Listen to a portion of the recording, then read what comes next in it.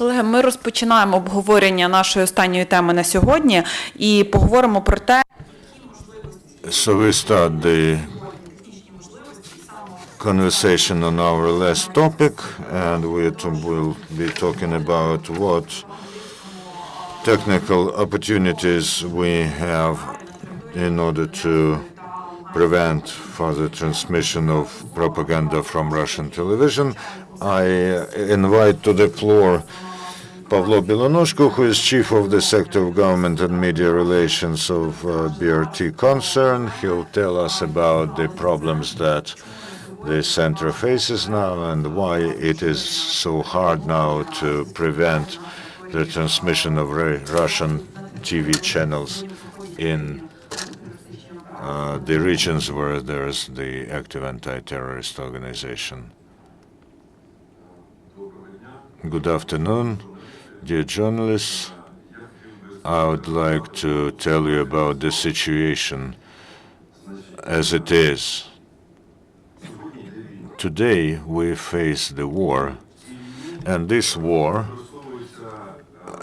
in this war, the supermodern weapons are used, not only tanks and rifles and planes, but also the mass destruction for weapons, which is the broadcasting and relay centers in those regions. Our troops are facing the problem that the population does not understand what is going on. As a rule, those people are under the influence of the Russian propaganda.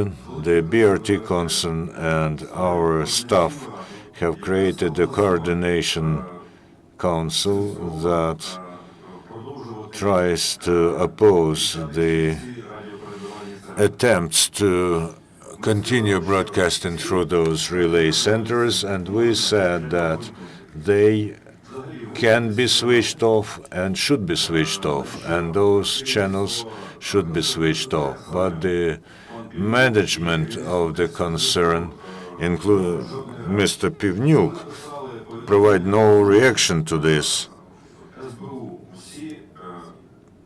We also addressed the SBU and all the competent, and now they have launched the 2 criminal cases, and the investigation is going on, and those broadcasting centers are still transmitting the signal of Russian channels. The management have entered the talks with the terrorists and continues to finance those channels. They are paying for the electricity, and that's why the signal is on and the Russian channels are on air, although even before Kramatorsk was captured, the former manager Zakharenko issued an order that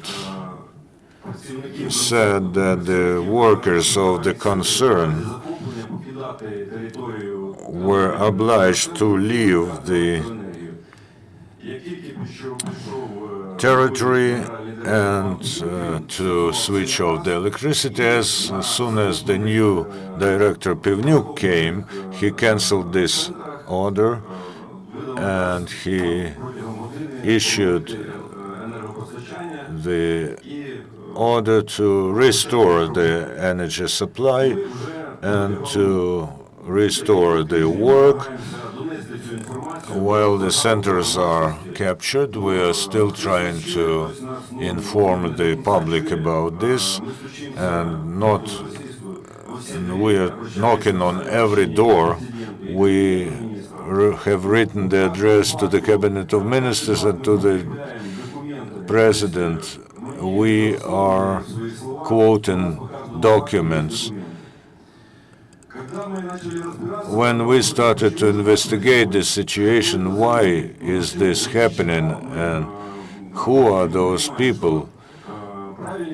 As workers, we understand that the correct thing would be to take the signal of air, and we see that those people are close to Mr. Sivkovich. Who is Mr. Sivkovich? I think that he is connected to Russian special services. He worked for KGB in Soviet times, and now he is classified as a member of, as an agent of Russia. Pivnyuk and Zverev worked with Sivkovich at STB channel, so that's where their cooperation hails from. So it is very understood for us what this team is. This is the team that in the end of 2010, when the concern could get the license for digital broadcasting, but failed to do so, this team was then leading the concern, and at the moment when the concern is again trying to leave from under the control of the family and private companies that monopolized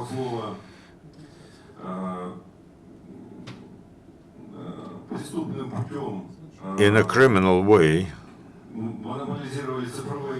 the digital broadcasting, I mean Zion Bud. The concern has the right and has to be the operator of digital communications. I'd also like to say that this entire story with the Russian special services and agents of the Kremlin has started from the subversive acts that took place on the 9th of May. Our staff were witnesses to the situation when on the 8th of May the people we don't know entered the territory of the concern, and they said that they are there at the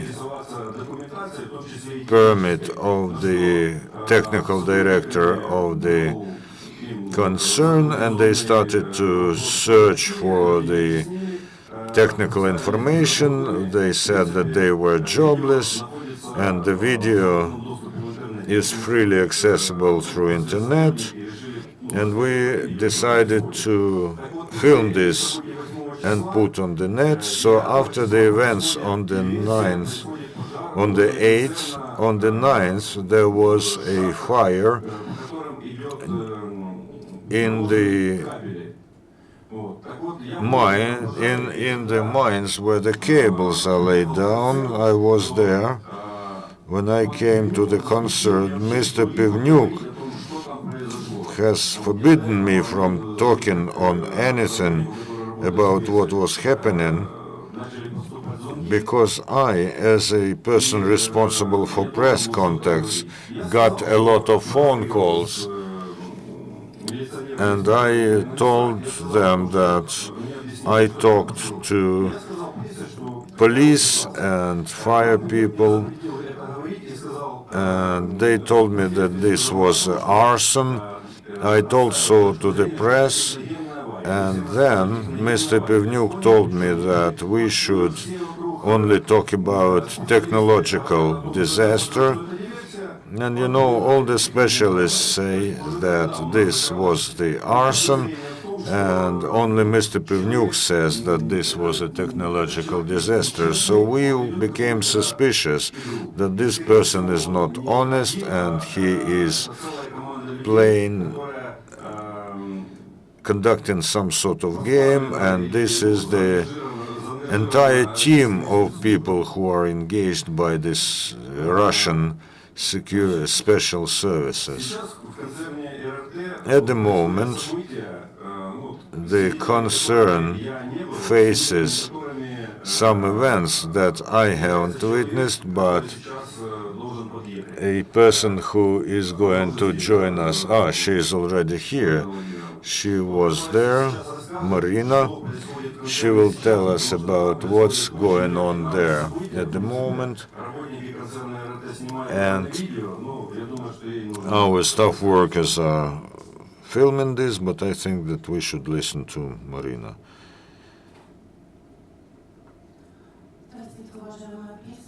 Good afternoon, dear press. I'm the director of the Department of Government Relations, Public Relations and International Cooperation of the BRT Concerns. In order to be able to come here, I had to remember some physical education lessons from the school because they tried to break into the office where we keep the documents confirming the right to the ownership for our transmitting towers, our land, our buildings. The police is now there. The conference of the staff is now going on there. They delegated me here. We made a statement that there's still the transmission of the signal of the Russian television channel at the expense of the state concern, our BRT, in Luhansk and Donetsk regions. It is still going on and they still finance it. After we have officially informed the State Security Service about this and they launched a criminal proceeding accusing them of state treason.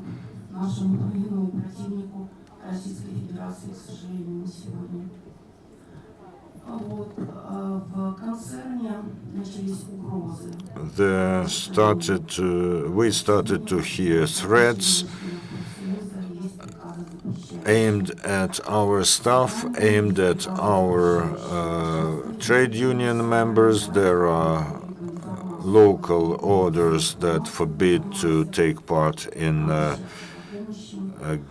assemblies, to provide information to the press. Please do not believe that there's no technical possibility to stop the Russian broadcast. There is such a possibility because everyone who broadcasts, they have to at least have electric energy. So the simple switching off of the electricity does stop any broadcasting in principle. There's no Ukrainian broadcasts broadcasting there almost for 2 months. That's why our citizens' blood is being spilled there. They are full of mutual hatred because they cannot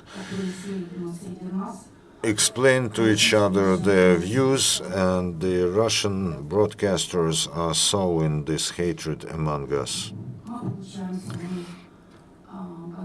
They call us Banderites, angry and debilitated, who are ready to literally eat other people's children. We can see all those materials in the internet, and unfortunately this is the only information that the citizens of Ukraine in Luhansk and Donetsk region have now, and to a great extent this is the explanation for the unreadiness of people to support the Ukrainian army, Ukrainian patriots, because they are deceived, they are frightened with the lies that they get from the Russian channels. Our staff think that in this situation the help to broadcast enemy channels on our territory is unacceptable, that this in fact is the help to our military opponent, and that this is a totally intentional thing, because we make such a conclusion from the everyday life of our concern. The threat to cut off electricity supply is the major means of influencing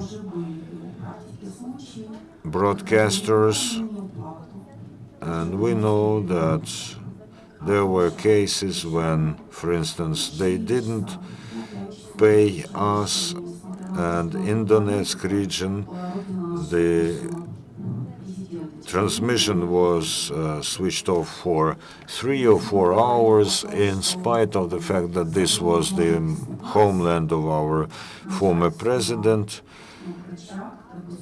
And we also sometimes say that, for instance, our staff are intimidated and they cannot put the pressure on a lever because they are being threatened, but at least we could have switched off the electricity supply because there are huge debts, and we are sending away letters in which, quoting the hardships in the country and in the concern, we are talking about not paying for the electricity, but in this case we pay without any interruptions. And I can only say that the workers see that this is a subversive action on the part of our managers. We are not ready to reconcile with this, and we would like to ask for your help, because the pressure has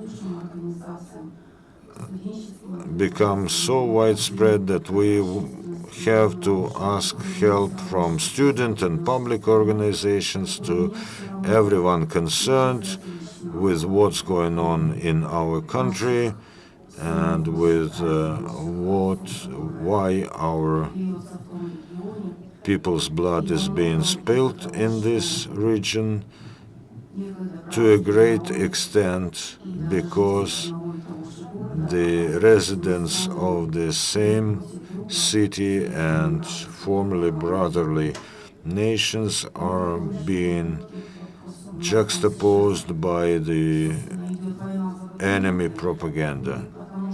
At the moment, there's a war for documents going on there, because the lands are owned by the concern and they are within the boundaries of Kiev.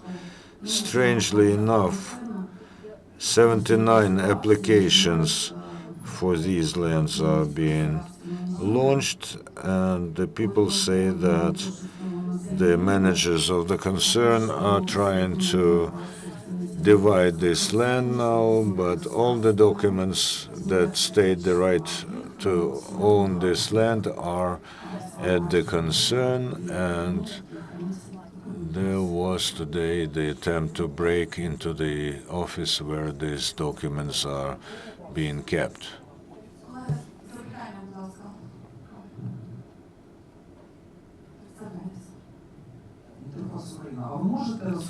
Can you tell us what's going on now? Who is blocking the work? And we also had the information from the State Special Communications Office that the state inspection has found some violations during the purchases procedure. Okay. In order to find or not to find violations while the state purchases are being the enterprise should at least be regulated by this law, but our enterprise is exempt from this law, and all the procedures that are being done within the framework of this law were done so by the former leadership management purely voluntarily in order to make the purchases more transparent. At the moment, Alexander Pivnyuk heads the concern, who used to be the technical director of this enterprise, and before this he worked at STB, the channel at the moment when this channel was registered and was owned by Mr. Sivkovich, and Mr. Zverev headed the top management there, and he is now heads the state special communication committee, and they also are in cahoots with Mr. Stashchuk, who is now being accused of embezzling $150,000 of the money in concern. When he headed the concern, he was its director general, and now they are heading the concern again. And who is blocking what you said, that someone is blocking something? Can you tell me? No, this is the personal order by Mr. Pivnyuk, who gave such an order to the security, our local security, with the ban to allow people to enter the territory of concern, and those who are already on the territory cannot leave the territory before the working day ends, working hours end, and our electric passes are blocked. Who appointed Mr. Pivnyuk? In a formal way, well, he was appointed by the Cabinet of Ministers, signed by Arseny Yatsenyuk on the 23rd of April this year. Have you addressed the Cabinet of Ministers with the protest? Yes, we have more than once addressed the Cabinet of Ministers, but at the moment the Cabinet of Ministers, and when all those disturbances started in March, and when the situation was so bad with the annexation of Crimea, we think that some people have just used the overload of our government in order to make them sign the documents that, if you don't know that this is the only state operator to broadcast information in Ukraine, and in reality covers 95% of areas, the areas where 95% of people live, well, you can think that this is not very important if you don't know this. So we think that those documents were signed without knowing. When people now take that Ukraine has lost the information war, and there's a huge support for those separatists because the information field helps this.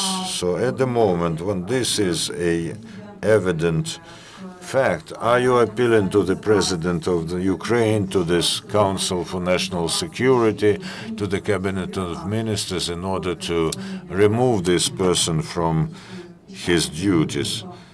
If you are talking that technically this can be done. Yes, there are technical opportunities also to restore the transmission on the territory of Crimea, but they are not using these opportunities at all. And there is a person who blocks this. But have you addressed the President? Yes, we have addressed the President and the Procurator General. And what was the answer of the President and of the Procurator's office?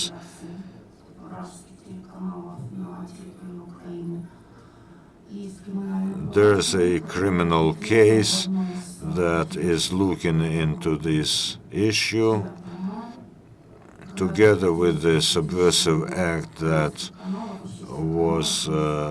happened on the 9th of May, when the entire broadcasting of Ukrainian channels was stopped for several hours, and there's no other reaction. So we have to address the media for help, because the media is the front, and you are its fighters on the Ukrainian side, and that's why your support is very important for us, because you are the soldiers of this front, and you are being targeted same as our officers and soldiers are targeted. Sometimes they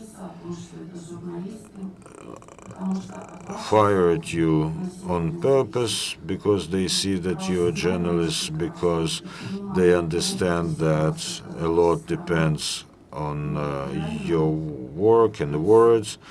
So you are, in fact, the fighters, and the concern needs your support and help as much as always, as never before. And we ask the Procurator's Office and the State Security Service to stop these violations of law and to look into what's going on in our enterprise. I also would like to add that our staff have picketed the State Special Service of Communications. We did not want to, make this very, very public. We hope that Mr. Zverev will listen to us, but as we now see, this is the one team of people who do not see the evidence. And we understand this, and we see that those people should be fired from their duties, from their offices, and our workers and young people, and we will also address the leaders of the Maidan, and we are ready to go and protest at the Cabinet of Ministers office if this is not done within the next several days. And we will directly communicate to the leaders of our country, although we do believe that as they are supported by the people, we also support them, and we'll see what happens. Two very short questions.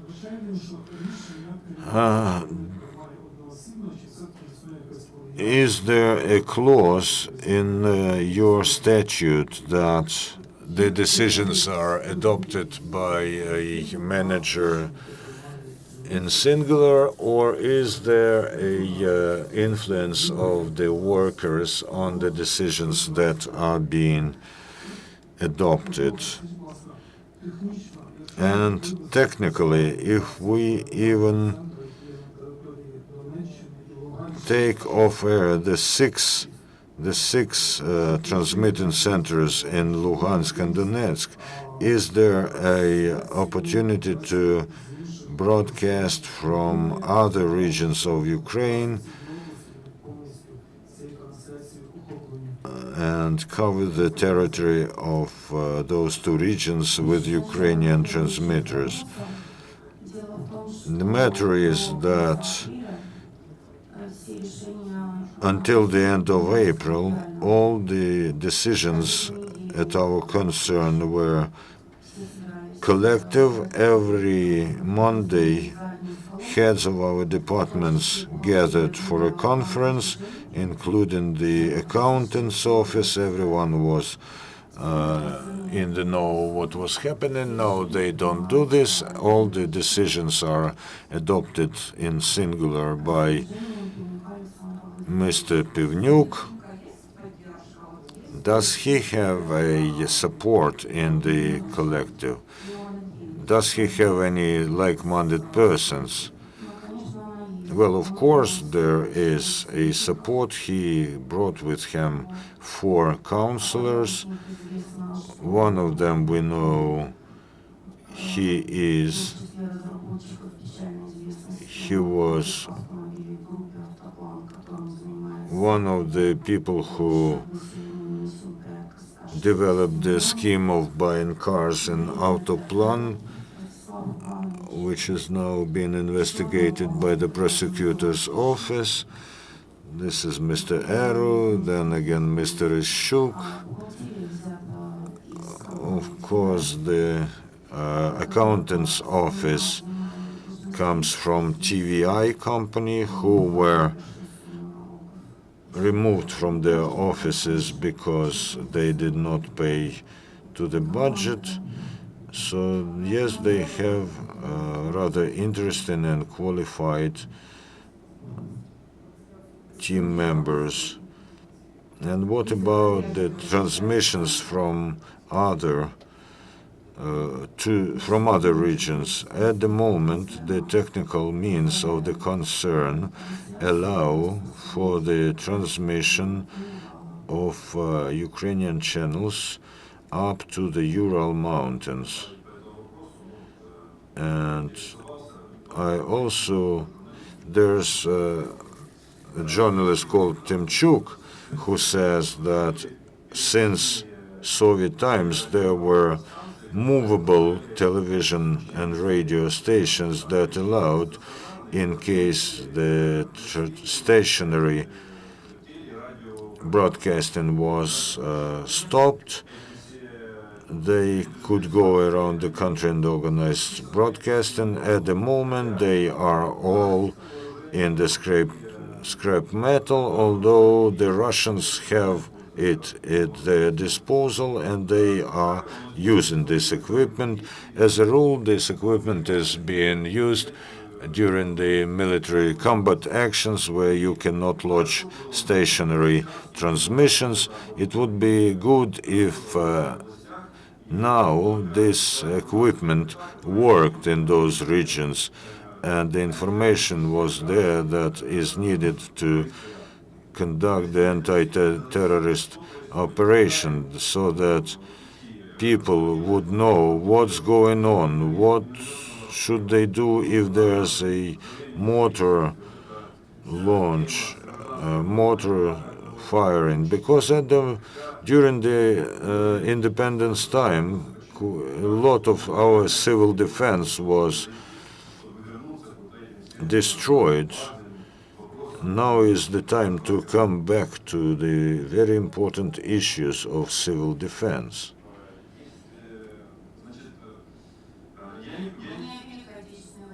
We're not talking about the Great Patriotic War.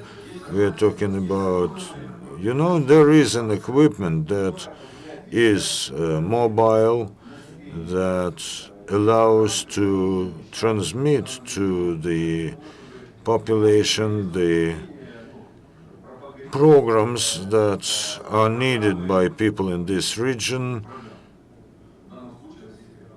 so that they are not deceived by the propaganda of the enemy, so that the people know that they are not alone, that the country's leaders take all the measures to regulate, to settle this situation, so that they do not feel themselves abandoned, as the Russian propaganda says, that their lives and their fortunes are absolutely not taken into account by the leaders of Ukraine. Could you be more precise? During those 2 months that you were talking about the transmission of Russian channels, how much the state budget has paid for this? As I understand, Luhansk and Donetsk Oblenergo get their money. Well, not to be mistaken in the figures, we can give all of you the originals of the payment slips. We have not made any calculations, but we can give you the originals of payment slips, and you can see, add this for yourself. It's about hundreds of thousands of hryvnia, and maybe even more. But you will have to calculate this. And another question is that they are broadcasting on the frequencies allocated for Ukrainian channels. And the companies whose broadcasting is not there would not pay the concern. So we are also presenting the entire process of broadcasting to our enemy. And they use the transmitters of our Ukrainian channels. So with our own hands, we are paying for Russian propaganda. Yes, this is the mass destruction weapon, but it only fires at our own people. And besides, it's not only about Russian channels, it's also about terrorists who use those opportunities to address the population and mobilize and call them to join their army and provide misinformation on the activities of Ukrainian armies.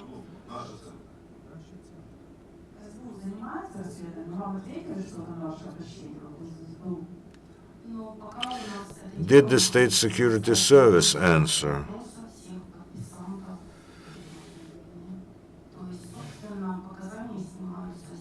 Yes, at the moment they are talking to everyone who signed the statement. As we know, Mr. Pivnyuk was not summoned to the State Security Service. Any other questions, colleagues?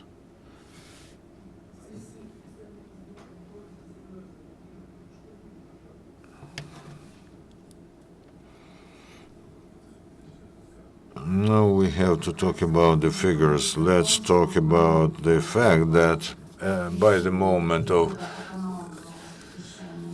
transfer from analog to digital broadcasting, the concern will not be there. And then, of course, the only provider will be there, Zaunbud, that is privately owned. We're talking about the realization of illegal sale of the assets of the enterprise, which will lead to the bankruptcy of the enterprise, and one of the providers will cease to exist.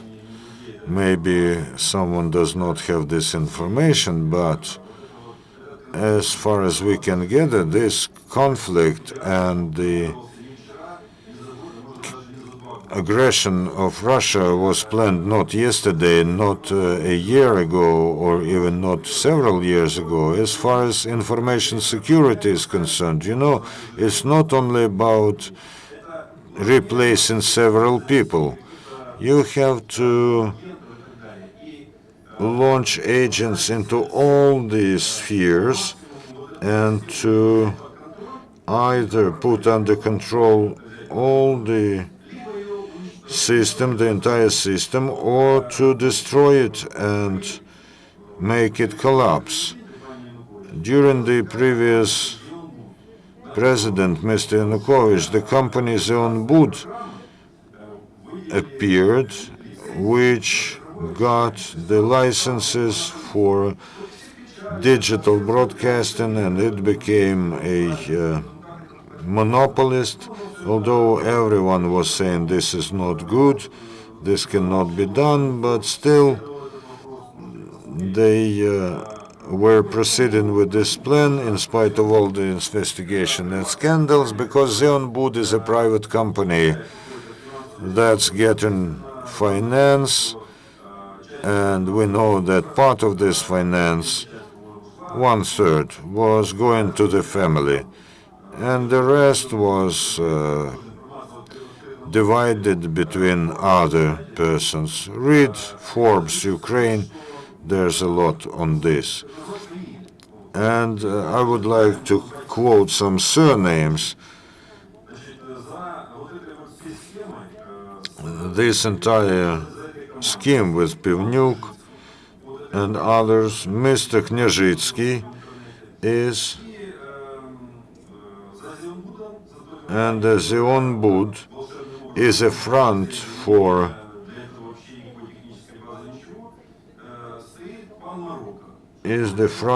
Mr. Morocco, who has found some resources to solve these issues during Mr. Yanukovych's reign. And now, when it became possible to restore information security, then again this team of people come to the power. Zverev is being appointed, then Pivnyuk. The team that in 2010 done everything so that the concern does not get the license. And if we don't get them now, in 2015, there will be just one monopolist, Zion Bud, who will control the entire broadcasting, and the concern will not have any right to remain a provider, to be a provider of the digital communication system. So my question is, who will control the information security? Private company. That's why the collective, our workers, having made this clear, started to raise alarm in April.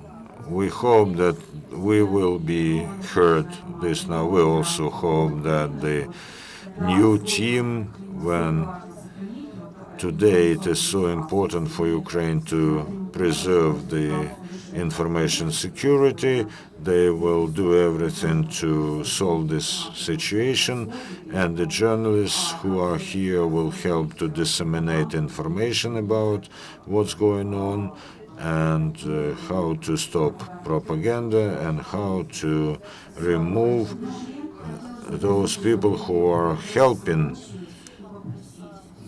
those who disseminate propaganda. Thank you very much. I ask the press to cover this issue in a way that you want. Not as we ask you to do. Do it as you see it, but the major thing is do it. Thank you very much. Thank you for having come here and making sense. It's all for today. Це на сайті вже до кінця дня.